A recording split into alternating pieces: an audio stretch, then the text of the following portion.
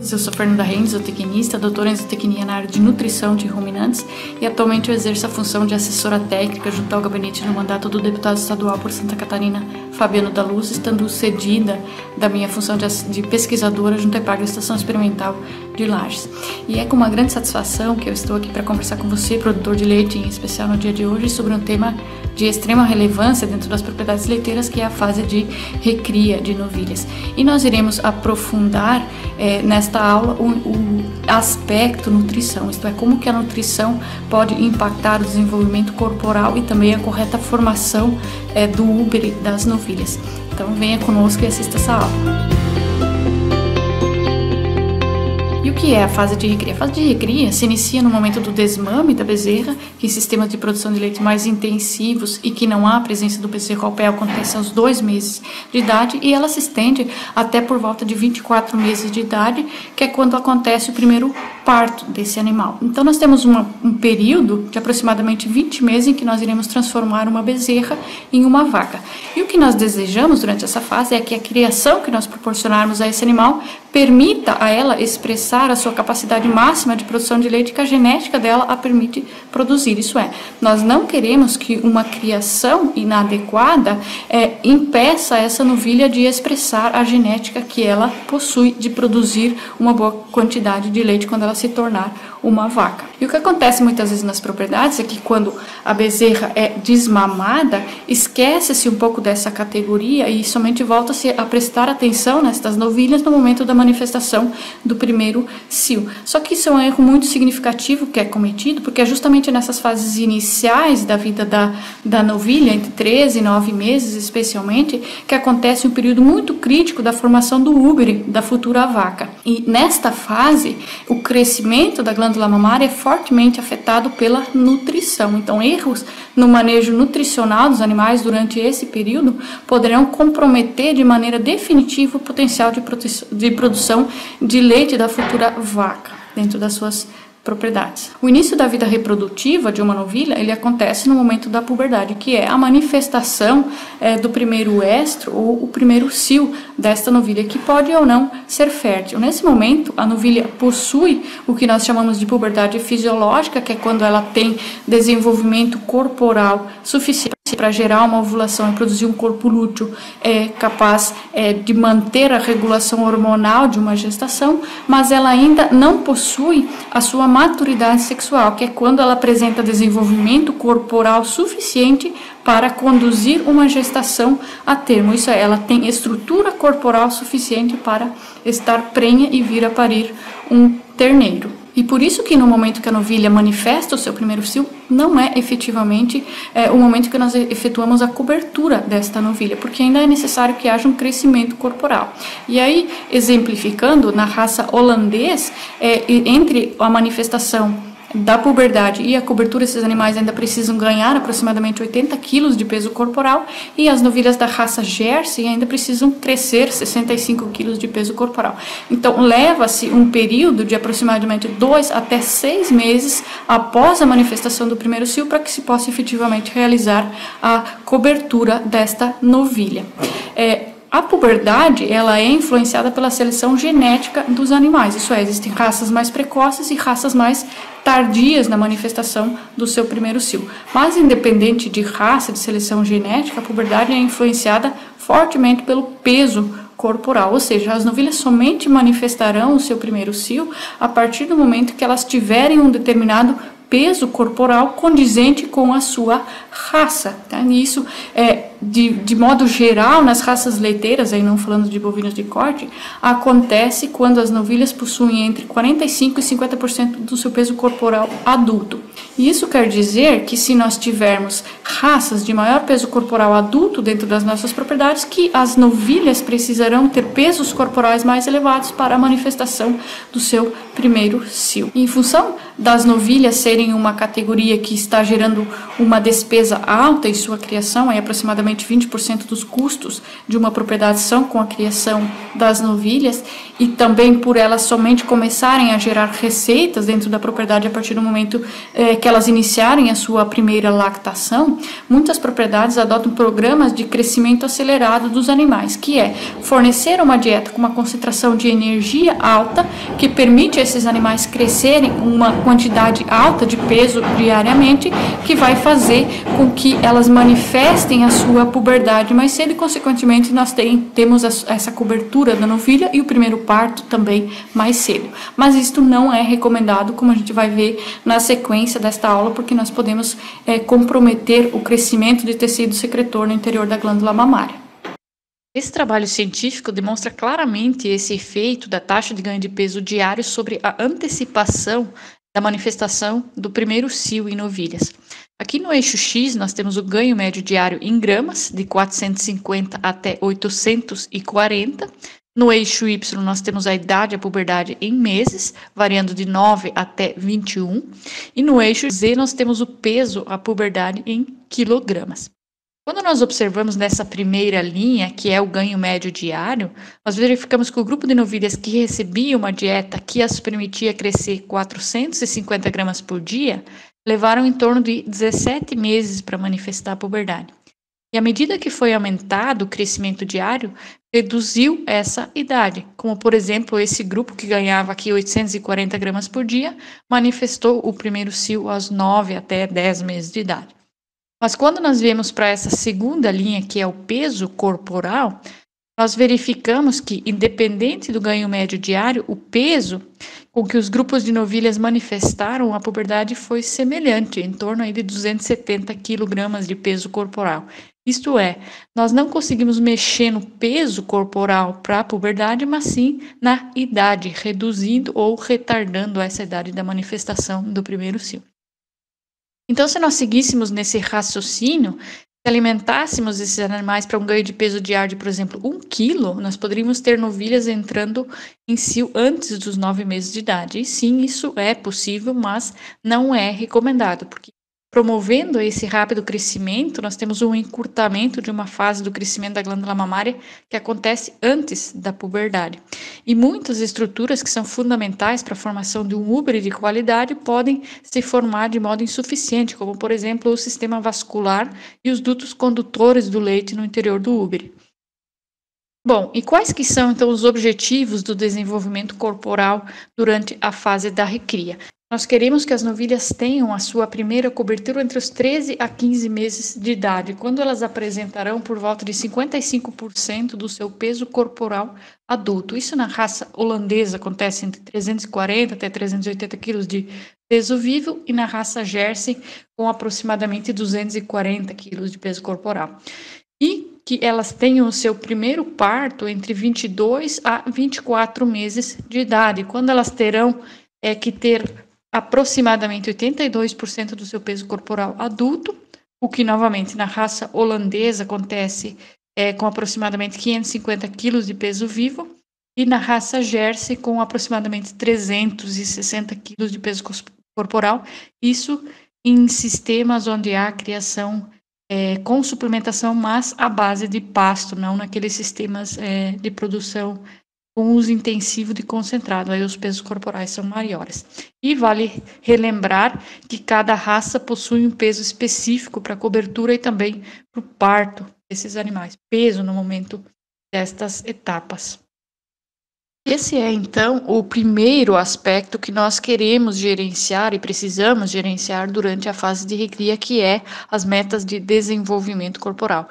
E o segundo aspecto que nós passaremos a ver a partir de agora é como a nutrição vai afetar o desenvolvimento da glândula mamária das novilhas. Bom, a máxima produção de leite das vacas é afetada inicialmente pela genética do animal, isso nós não temos como alterar.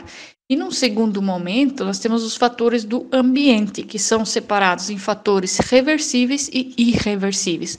Os fatores reversíveis são aqueles que temporariamente prejudicam a capacidade de produção de leite da vaca.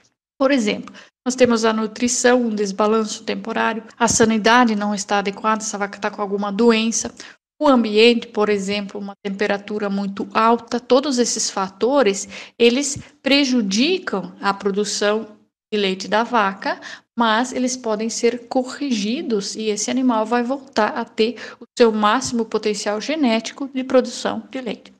Já os fatores irreversíveis são aqueles que vão permanentemente afetar a quantidade de tecido secretor de leite no interior da glândula mamária. E dentre esses fatores, nós temos aqueles que vão causar a diminuição na quantidade de tecido secretor de leite, por exemplo, a mastite, que é uma infecção bacteriana que vai causar a morte de células epiteliais. E nós temos também aqueles fatores que vão influenciar o desenvolvimento do tecido secretor, ou seja, um causa a diminuição, o outro afeta o desenvolvimento. E esse fator que afeta o desenvolvimento que nós queremos verificar nessa aula é o nível de consumo de energia em algumas fases do crescimento do útero. Tá? Então, o que nós queremos aprofundar nesse ponto é sobre como é formada a estrutura interna da glândula mamária em vacas, para que então nós entendamos o efeito que a nutrição pode ter sobre esse crescimento do tecido secretor e dos demais tecidos que formam a glândula mamária. O tecido mamário, ele é formado pelo tecido secretor, também chamado de tecido epitelial ou parênquima secretor, e pelo tecido conjuntivo. O tecido secretor, por sua vez, ele é composto por células secretoras de leite, que vão ser os alvéolos. Tá? Esses alvéolos, eles formam uma estrutura na forma de cacho de uva no interior da glândula mamária. Os ductos de transporte do leite e as cisternas, que são para armazenamento. Então, nós temos a cisterna da glândula e também a cisterna do teto. Nessa imagem aqui do lado, nós observamos a estrutura dos alvéolos, que são aquelas células que vão sintetizar e secretar o leite.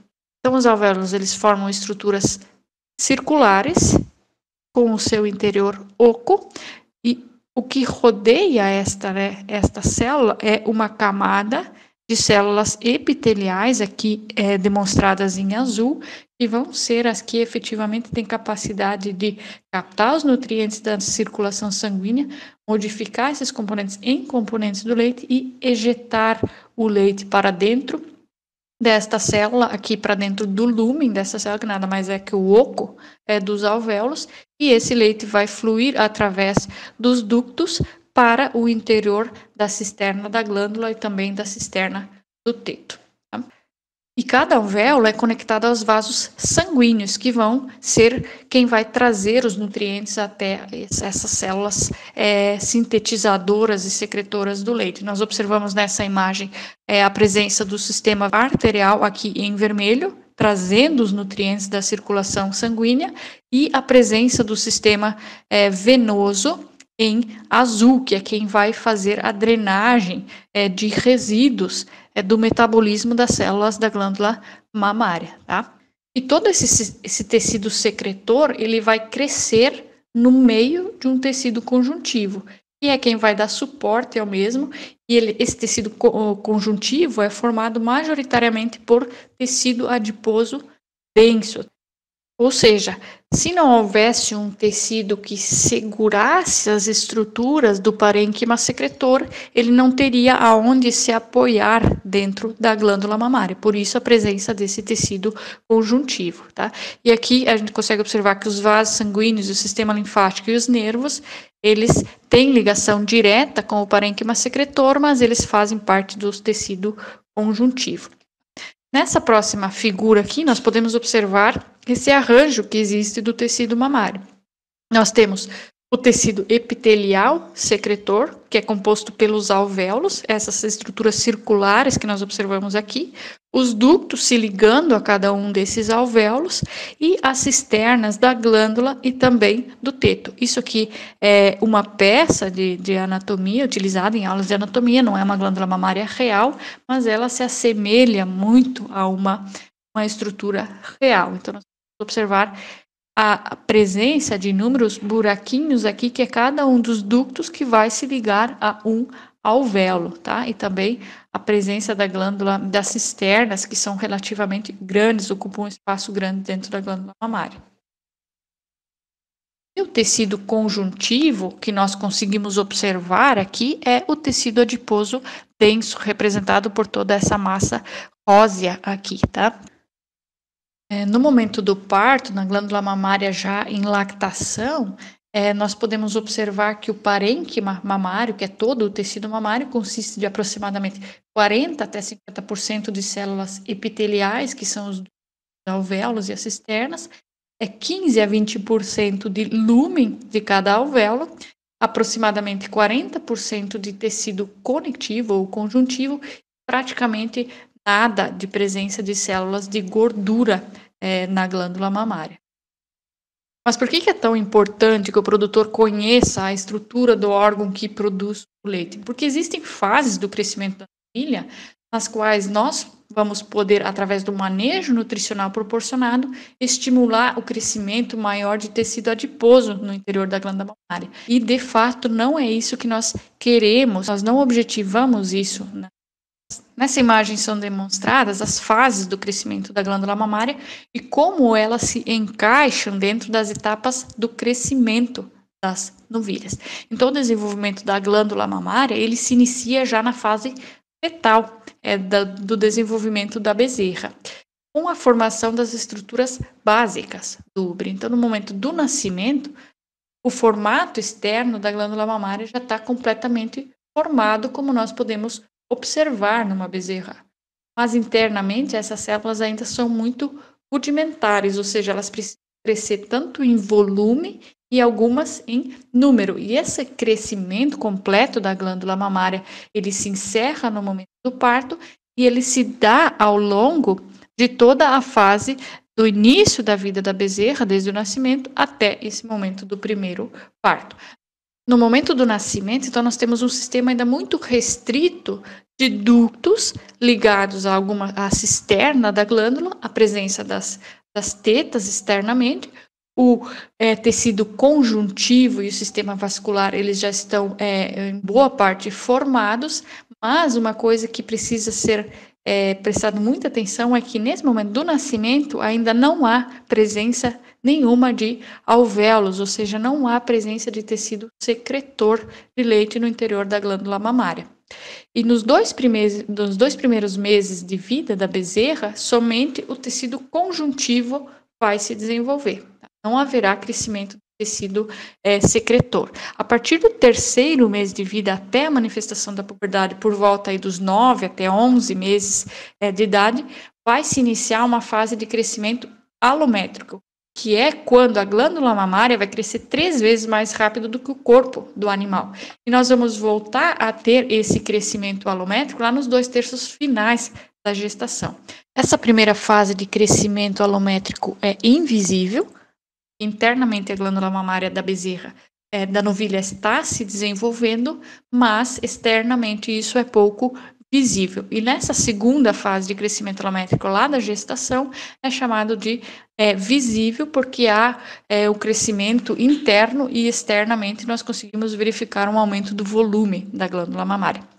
E entre a manifestação do primeiro cio, ou seja, do momento da puberdade, até o terceiro mês da gestação, final do terceiro mês da gestação, há uma fase de crescimento chamada de isométrico, que é quando o útero do animal e o corpo do animal, eles vão crescer em velocidades semelhantes. E é muito importante que o produtor conheça o período que acontecem essas fases do desenvolvimento da glândula mamária, porque é justamente nessas fases de crescimento alométrico que nós vamos ter que ter um cuidado muito grande com o excesso de energia na dieta. E a fase que existe entre o desmame até a puberdade é a mais crítica que existe com relação a isso. Nesse período pré-puberdade, isso depois do desmame até o momento da manifestação do primeiro cio, ou um pouco depois da manifestação do primeiro cio, ocorre um crescimento muito rápido do tecido adiposo denso, que faz parte do tecido conjuntivo na glândula mamária. E também acontece um alongamento dos ductos que vão conduzir o leite até a cisterna da glândula. Mas nesse período há uma formação muito baixa de tecido secretor, que são os alvéolos, somente entre 10 a 20%, ou seja, até o nascimento, durante a fase fetal, não há crescimento de tecido secretor e dos 3 meses até a manifestação da puberdade, apenas 10 a 20% do tecido secretor foi desenvolvido, tá? E esse tecido epitelial secretor, ele somente vai se desenvolver em grande número nos 2/3 finais da gestação. E para que ocorra a máxima formação de tecido epitelial, vai haver uma dependência da quantidade de ductos que foram desenvolvidos ainda nessa fase antes da puberdade. Se houver uma menor quantidade de ductos formados na pré-puberdade, nós vamos ter uma menor quantidade de alvéolos sendo formados lá na fase dos 2/3 finais da gestação, já que cada alvéolo formado precisa ter ligação com um ducto para conduzir o leite. Bom, e por que essa fase pré-puberdade ela é mais crítica quanto ao excesso de energia na dieta do que os 2/3 finais da gestação? Porque durante esse período, além de nós sabermos que fisiologicamente vai ocorrer um maior crescimento do tecido adiposo do que do tecido secretor, nessa fase nós vamos ter um animal que está vazio, ou seja, essa novilha somente tem exigência para o seu crescimento corporal, então todo o excesso de energia que nós proporcionarmos à dieta desses animais vai ser direcionado para o acúmulo de gordura no corpo. E como há um crescimento da glândula mamária 3 vezes mais rápido do que do corpo do animal, é uma probabilidade muito grande de se formar muito tecido adiposo no úbere, que vai comprometer o espaço para o crescimento dos ductos e do tecido secretor e, consequentemente, vai ter o seu impacto sobre a habilidade da glândula mamária em produzir leite, já que essa habilidade depende da quantidade de tecido secretor que foi formada. E durante a gestação, essa fase não é tão crítica porque a novilha está prenhe e a energia que ela consome na sua dieta ela vai ter que ser particionada, dividida entre o seu crescimento e a formação do feto, então diminuindo essas chances de deposição de excesso de gordura na glândula mamária. Durante a fase de crescimento isométrico, isso é logo após a manifestação do primeiro cio até o final do 3º mês de gestação, a nutrição ela não influencia significativamente o desenvolvimento da glândula mamária e por isso nós podemos trabalhar com dietas que são mais concentradas em energia e que permitem também maiores taxas de ganho de peso diário das novilhas, tá? O crescimento da glândula mamária ele vai se completar no primeiro parto, como já comentei. Por isso, o potencial de produção de leite da vaca ele pode ser determinado pelo tipo de crescimento da glândula mamária que vai acontecer na fase pré-puberdade e na fase da primeira gestação. Isso vai depender fortemente do manejo nutricional que nós proporcionarmos a essas novilhas.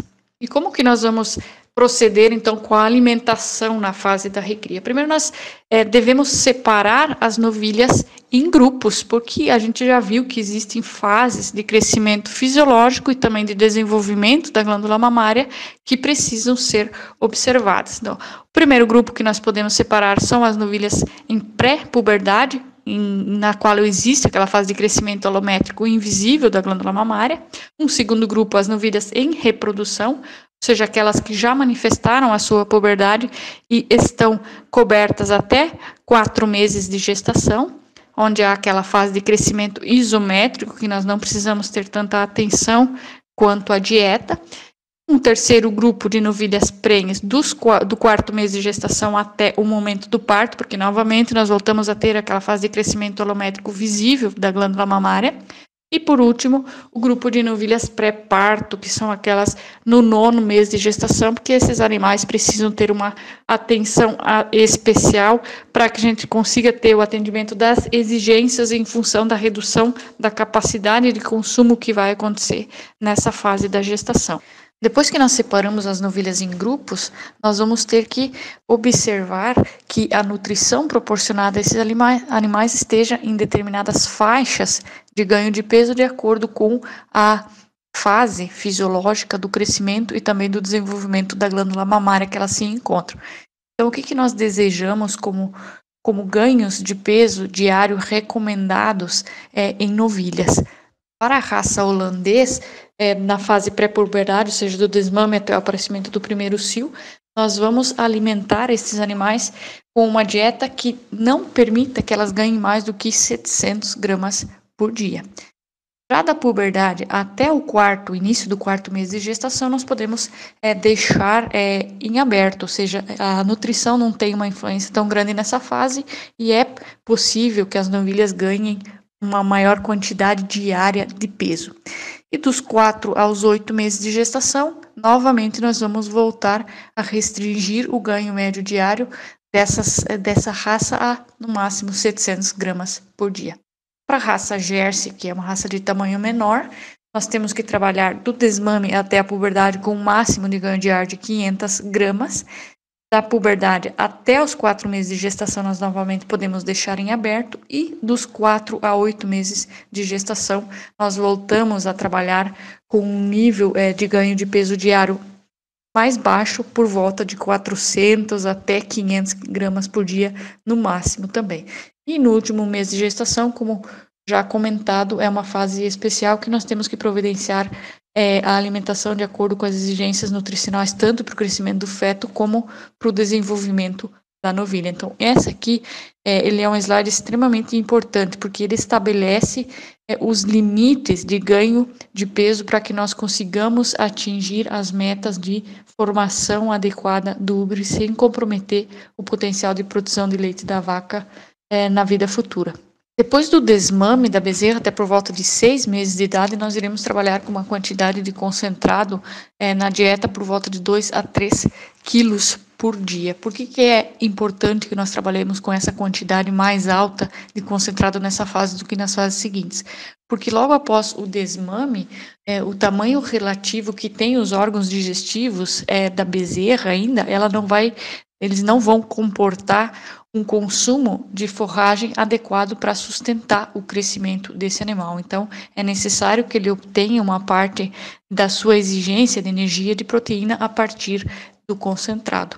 Já dos 6 aos 11 meses de idade, nós já podemos trabalhar com uma quantidade aí por volta de 2 kg de concentrado por dia na dieta, que vai ser suficiente para sustentar esse desenvolvimento corporal normal das novilhas. Nessa fase, é muito importante que a gente observe a qualidade dos volumosos, né, visto que essa quantidade de concentrado que nós estamos oferecendo, ela é fixa, então esses volumosos precisam ser de alta qualidade para que eles possam suprir a deficiência de energia e proteína que vai advir do consumo de concentrado com as forragens, tá? E a partir do momento que o animal vai crescendo, essa deficiência em termos de energia e proteína que ele precisa consumir da forragem aumenta, como a gente consegue observar nessa tabela de exigências nutricionais de novilhas em crescimento e aqui dadas para a raça holandesa. Nós temos aqui na esquerda os nutrientes com base na matéria seca. E aqui, na sequência das colunas, nós temos a idade dos animais, variando aí de 3 até 6 meses de idade, maior de 6 meses até 12 meses, maior de 12 até 18 meses de idade e maior de 18 até 24 meses de idade, ou seja, do momento do início do desmame dela até o parto. Aqui em amarelo nós temos o consumo de matéria seca em percentual do peso vivo. Em verde, o percentual de proteína bruta, que é a exigência diária. E aqui em azul, as duas colunas referentes à energia, tanto em energia líquida para o crescimento em megacal por quilo da dieta e também em nutrientes digestíveis totais em percentual. Ou seja, aqui estão as recomendações da quantidade tanto de consumo de matéria seca, quanto de proteína e quanto de energia que as novilhas necessitam, que elas possuem, no caso, né, em cada uma das fases do seu crescimento. Ou seja, no momento da formulação de uma dieta, são estas as exigências que nós devemos atender com a nossa.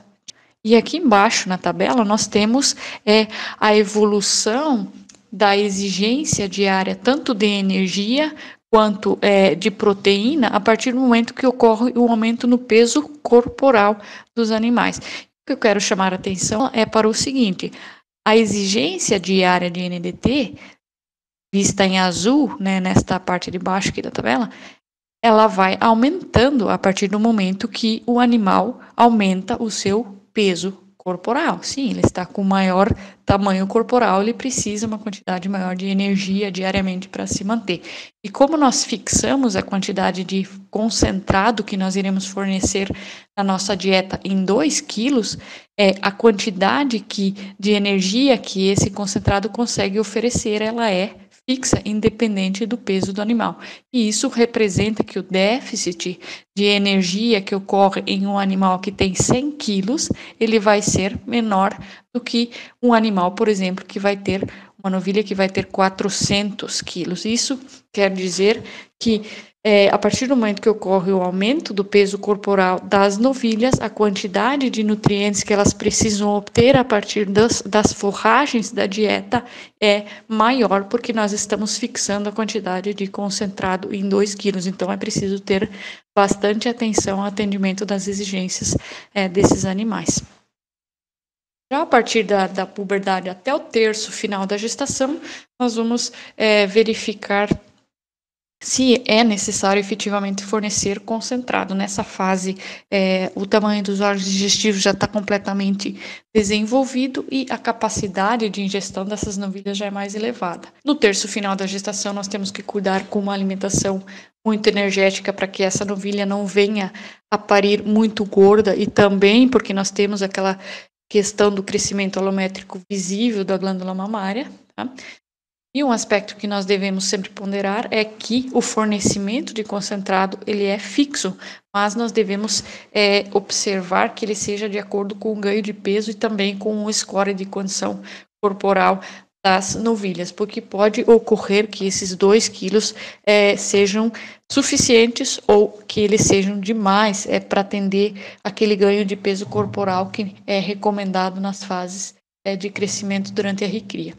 E um aspecto também que os produtores precisam ter atenção é que no nosso estado é muito comum a utilização de silagem de milho na formulação das dietas, e a silagem de milho ela é bastante energética, então ela consegue, via de regra, suprir boa parte das exigências nutricionais dos animais sozinha na dieta. Então, se nós formos complementar essa dieta com algum concentrado, utilizar ingredientes de fonte proteica para complementar essa exigência de energia na dieta. E como que o produtor pode realizar o controle do crescimento das suas novilhas? Um primeiro fator que deveria existir é o acesso a um técnico que formulasse as dietas das novilhas de acordo com as categorias e as fases do crescimento, para que a gente não tenha um excesso de energia além das exigências ou então uma subnutrição desses animais. Mas a gente sabe que muitas vezes os produtores não têm acesso a uma assistência técnica apropriada. Então, o próprio produtor pode realizar utilizar duas avaliações que permitem a ele controlar um pouco o crescimento dos animais. A primeira ferramenta que o produtor pode utilizar é a pesagem dos animais, realizando pelo menos uma pesagem mensal das novilhas e verificando se o ganho de peso diário se encaixa dentro daquelas faixas de ganho de peso diário recomendadas nas fases do crescimento durante a recria. Só que o peso utilizado sozinho, ele não é um bom indicador do status nutricional, porque nós podemos ter uma novilha grande e magra, estrutura corporal grande, mas estar magra, e a outra com uma estrutura corporal pequena, mas estar gorda, tá? Então, nessa novilha gorda, nós já vamos ter uma deposição de gordura tanto na superfície corporal e certamente, então, internamente na glândula mamária também. Por isso, é necessário realizar, juntamente com o peso, uma avaliação do score de condição corporal dos animais. O score de condição corporal ele é uma ferramenta de manejo nutricional que permite ao produtor avaliar ou estimar o balanço de energia do animal. Isso é, avaliar se esses animais estão muito magros ou muito gordos. É uma avaliação visual e também de apalpar a quantidade de reservas de gordura e também de tecido muscular que existe recobrindo determinados ossos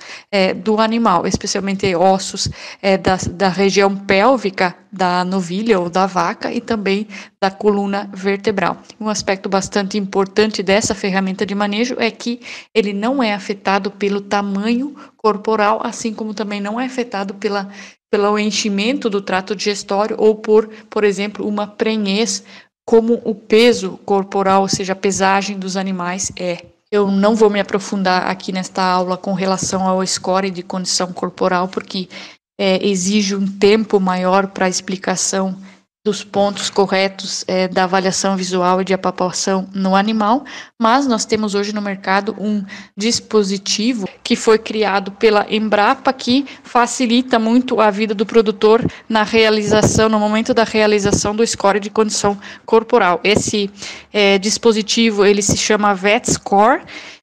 Esse dispositivo ele possui uma graduação de 3 cores aqui, como nós podemos observar, uma faixa vermelha, uma faixa verde e uma faixa amarelo alaranjada. E nós vamos posicionar esse dispositivo entre a última vértebra lombar e a primeira vértebra sacral. E o ângulo que for formado aqui, indicado pela flechinha, é que nos vai indicar se essa novilha está numa condição corporal baixa ou média ou então alta, tá? A faixa vermelha, ela nos indica um score de condição corporal que é de 1 até 2,75, tá? A faixa verde, aqui ela inicia no score de condição corporal de 2,75 e ela vai até 4,25, e a faixa amarela inicia em 4,25, então vai até 5, tá?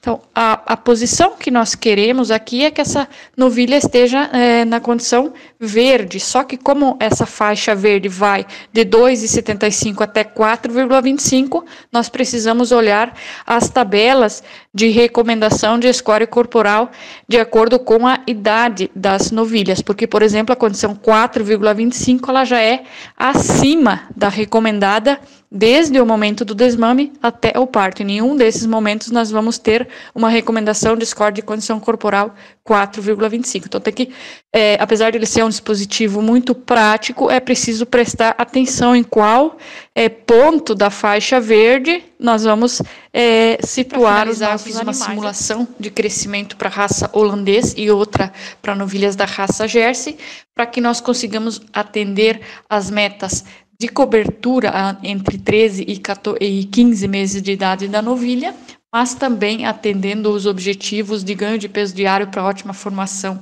da glândula mamária. Então, nós temos aqui 3 cenários com objetivo de cobertura aos 13 meses, aos 14 meses ou aos 15 meses. Se nós temos o objetivo de cobrir as nossas novilhas com 13 meses, entre o desmame e a cobertura, estas novilhas têm como meta de peso corporal o ganho de 270 quilos de peso corporal, considerando que essa bezerra já foi desmamada com 80 quilos, tá? Então, como meta de peso no momento da cobertura é 350 quilos. Para isso, entre o desmame e a cobertura, que é um período de 11 meses, esses animais teriam que ganhar 818 gramas por dia de peso, ou então um ganho mensal de 24,5 quilos de peso. Só que esses 818 gramas de ganho diário, ele está acima daqueles máximo recomendado de 700 gramas para o desenvolvimento da glândula mamária de modo adequado. Então, o que nós vamos fazer é restringir o crescimento em algumas fases e trabalhar com um crescimento mais elevado quando a nutrição não tem uma influência tão grande sobre o crescimento da glândula mamária. A primeira etapa que nós vamos restringir, então, é naquela fase de crescimento alométrico que ocorre entre o desmame e a puberdade, tá? Nesse período, então, dos 2 até por volta de 11 meses, isso vai depender da manifestação do primeiro cio da novilha, nós vamos trabalhar com um ganho médio diário de 700 gramas de peso. Isso representa 21 quilos de ganho mensal. Então, nesse período de 9 meses aqui, tá, entre o desmame e a puberdade, esta novilha terá que ganhar 190 quilos de peso corporal para que ela atinja os seus 270 quilos lá no momento da manifestação do primeiro cio. Só que para que esta novilha tenha o seu peso de 350 quilos que nós precisamos no momento da cobertura dela, ela terá que ganhar ainda, entre a puberdade e a sua cobertura, uma meta aí de 80 quilos de peso corporal. E isso representa, para esse animal que nós queremos cobrir aos 13 meses, que ela tem apenas 2 meses para efetuar esses 80 quilos de ganho de peso, considerando que ela manifestou a sua puberdade aos 11 meses, tá? Para que isso aconteça, esses 80 quilos de ganho de peso corporal, esse animal teria que ganhar 1.350 gramas por dia ou 40,5 quilos por mês durante o 12º e o 13º mês de vida deste animal. Entre a cobertura e o parto, tá? Aqui considerando efetivamente a cobertura aos 13 meses, nós voltaremos a trabalhar com um ganho mais baixo, aqui considerando 740 gramas por dia, fazendo com que essa novilha entre a cobertura e o parto ganhe 200 quilos de peso corporal, atingindo o seu peso ideal de 550 quilos no momento do parto. Aqui nós conseguimos perceber que a cobertura aos 13 meses ela é um objetivo um pouco mais difícil de ser conseguido, porque esse animal entre a puberdade e a cobertura tem um período muito curto para ganhar um peso bastante elevado para conseguir atingir o seu peso adequado no momento da cobertura. Mas isso também vai depender claramente aqui do momento que ela manifesta a sua puberdade, que nós estamos trabalhando com puberdade aos 11 meses. Se ela manifestar a puberdade, por exemplo, aos 9 meses, esse animal tem 4 meses para ganhar esses 80 quilos de peso corporal, e aí nós já conseguimos atingir mais tranquilamente essa cobertura aos 13 meses. Quando nós viemos para o objetivo de cobertura aos 14 meses, novamente nós observamos que entre o desmame e a cobertura, para que ela tenha 350 quilos no momento da sua cobertura, esse animal vai ter que ganhar 270 quilos de peso corporal, e isso faz com que seja necessário um ganho médio diário de 750 gramas por dia durante essa fase dos 2 aos 14 meses de idade. Do desmame à puberdade, que são aí então um período novamente de 9 meses, esse animal vai ter que ter o seu crescimento restringido a 700 gramas por dia, fazendo com que essa novilha ganhe nesse período o equivalente a 190 quilos de peso corporal, mais aqueles 80 quilos que ela tinha no momento do desmame, e ela tem os 270 quilos que ela precisa para manifestar a sua puberdade, aqui também considerando puberdade aos 11 meses.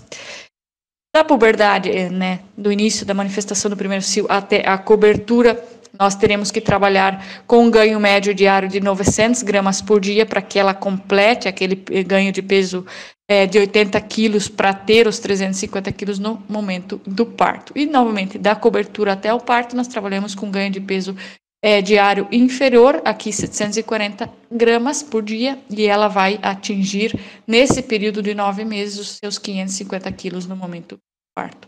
E quando o objetivo da cobertura é aos 15 meses, nós não precisamos restringir o crescimento em nenhuma fase a partir do desmame, porque a necessidade de ganho médio diário é de 692 gramas por dia para ela ter o seu peso ideal no momento da cobertura, e esses 692 gramas por dia já está abaixo das 700 gramas que é permitido ganhar para não prejudicar o desenvolvimento da glândula mamária. Então, aqui, o objetivo da cobertura, a idade que o produtor deseja cobrir as suas novilhas, é uma opção dele. Só que quando nós temos o objetivo mais cedo da cobertura, tanto mais peso esse animal terá que ganhar entre a manifestação do primeiro cio e da cobertura, porque é um período mais curto. E aqui nós vemos a simulação para a raça Jersey. Tá?